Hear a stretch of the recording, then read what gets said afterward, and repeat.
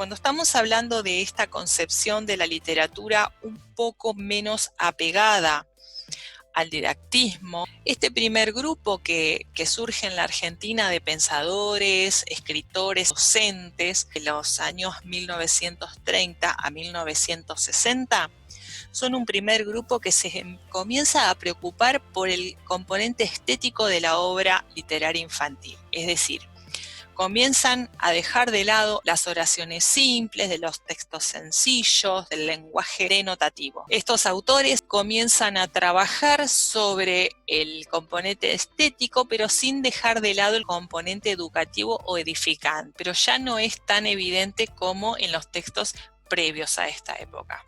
Entre sus representantes vamos a encontrar a Marta Salotti, que es una autora de cuentos, y Frida Schulz de Mantovani, que escribía poesías para niñas y niños. Después viene un segundo grupo, años entre 70 y 80, que comienzan a cuestionarse esto de la preeminencia de lo pedagógico sobre lo estético. También se comienzan a preocupar por la formación del docente como lector y a realizar aportes sobre los aspectos metodológicos y didácticos de la literatura en la escuela. Otro aspecto que trabajan es el de la promoción de la lectura, intentar que el maestro anime a que el niño y la niña se interese por la lectura. Entre sus principales representantes está Dora Echevarne, Pardo Belgrano y otras. Hacia fines de los 80, este tercer grupo de autores, autoras, docentes, consiguen elaborar un cuerpo teórico autónomo a partir de sus investigaciones.